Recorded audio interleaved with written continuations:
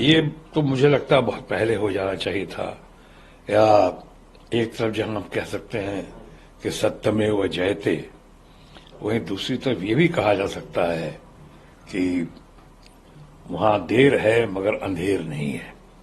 6 महीने जेल में रहने के बाद ना मनी ट्रेल, ना कोई सबूत मिला।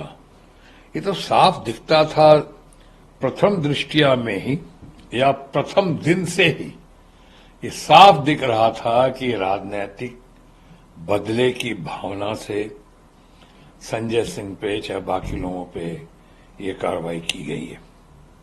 अब आप बताइए, ये पीएमएलए जो के अंदर जो कानून आ गया 45 कि साहब कोई आपको कह दे, आप मुझे कह दें कि 50 करोड़ दिया है तो लीजिए मैं गिरफ्तार हो गया, और गिरफ्तार करके और अब मुझे साबित करना है कि मैं दोषी नहीं हूं, क्योंकि आपने कह दिया हमने 50 करोड़ लिया है तो हम तो दोषी हो गए हमेशा पीएमएल 45 के तहत, और हमें साबित करना है।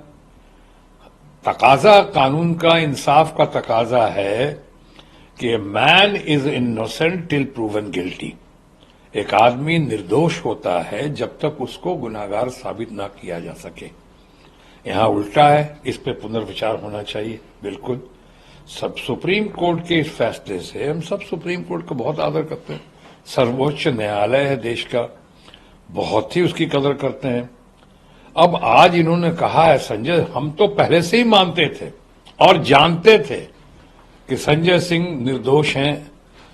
संजय सिंह चूंकि बहुत ही क्रांतिकारी नेता हैं, संजय सिंह को कई बार देखता हूं, सुनता हूं, तो मैं उनको कह भी चुका हूं, पहले और जगह भी कह चुका हूं कि मुझे लगता है उनको देखने के बाद कई बार मुझे वो भारत के भूतपूर्व और अभूतपूर्व प्रधानमंत्री स्वर्गीय चंद्रशेखर जी की याद दिलाते हैं।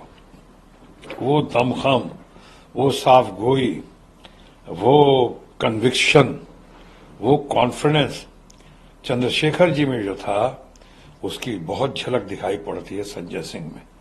तो मुझे ये भी लगता था बाकी लोगों की तरह कि ये सरकार या रूलिंग पार्टी के आंखों में ये कांटा बन चुका है, इनको उठाया जाएगा जरूर। बहाने के साथ उठाया गया, कोई दम नहीं था, कोई सबूत नहीं, कोई केस नहीं, और उठा लिया गया। सुप्रीम कोर्ट ने ना सिर्फ थप्पड़ लगाया है सरकारी एजेंसीज को, बल्कि एक आईना भी दिखाया है समाज के उन लोगों को जो बदले की भावना से ऐसी हरकत करते हैं। संजय सिंह का किया, हम तो, मुझे पूर्ण विश्वास है कि संजय सिंह के साथ साथ जैसे अभी केजरीवाल साहब के साथ किया गया है, देश के चंद कद्दावर नेताओं में से एक, जिनकी अपनी छवि इतनी अच्छी है देश विदेशों में कि आज अमेरिका से लेके, जर्मनी से लेके, यूनाइटेड नेशंस तक, अमेरिका से लेके, जर्मनी से लेके यूनाइटेड नेशन तक उनके समर्थन में आज बात कर रहा है और कह रहा है कि गलत हुआ। उसी के पहले आप जैन साहब के साथ देखिए जो हुआ, या मनीष सिसोदिया के साथ कितना बढ़िया उसने काम किया है। दिल्ली के स्कूलों के मामले में, पूरे सरकारी स्कूलों को जो उसने नवीकरण किया है, जो आधुनिकीकरण किया है उसका, कि आज बहुत सारे लोग अपने बच्चों को प्राइवेट स्कूल से निकाल के दिल्ली में सरकारी स्कूलों में भर्ती करा रहे हैं, और भर्ती कराने के लिए लालायित रहते हैं।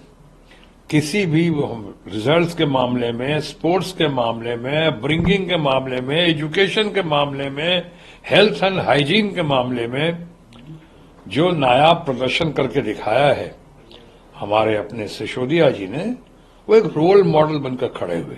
बट ऐसे लोगों की आज की राजनीति में जहां ज्यादा कदर होनी चाहिए थी, वो ऐसी कदर होती नहीं है। ये लोग आंख का तारा बनना चाहिए था ऐसे लोगों को, रोल मॉडल्स को। भाई इनको आंखों की किरकिरी है, आंखों का कांटा बन जाते हैं ये, और इसलिए कई बार दिखता है ऐसा कि इनको उठाया जाता है या उठा लिया गया। भारत की जनता सब समझ रही है, अब तो विश्व की जनता समझ रही है कि भारतीय जनता पार्टी के हमारे दोस्त जितने हैं, रूलिंग पार्टी के हमारे जितने अपने लोग हैं, और हमारे माननीय प्रधानमंत्री जी खासकर भारतीय जनता पार्टी के, एनडीए के, या देश के प्रधानमंत्री माननीय नरेंद्र मोदी जी जो है इस वक्त बहुत ही बौखलाहट से, घबराहट से, परेशानी से, चिंता से, डर से गुजर रहे हैं। तो फिर शाम दाम दंड भेद भय करके का रूप दिखाते हुए लोगों को अपनी तरफ खींच रहे हैं, जबरदस्ती खींच रहे हैं, डरा रहे हैं, सरकारी एजेंसीज का डर दिखा के करप्शन में फंसा दिया जाएगा ऐसा बोल के कुछ लोग आते हैं सामने और उसको फिर उठाते हैं। और जब वो आप भारतीय जनता पार्टी में और एनडीए में शामिल हो जाते हैं तो उनके वॉशिंग मशीन से निकल के एकदम चमक जाते हैं, सारी कहानी खत्म हो, सारे दाग धुल जाते हैं। लेकिन अगर नहीं आते हैं और नहीं मानते हैं, अपने निष्ठा पे और अपने कमिटमेंट पे अगर वो अडिग रहते हैं तो फिर ऐसे लोगों को तकलीफ दिया जाता है, रगड़ा जाता है, जेल भेजा जाता है। ये तो अच्छी बात नहीं है।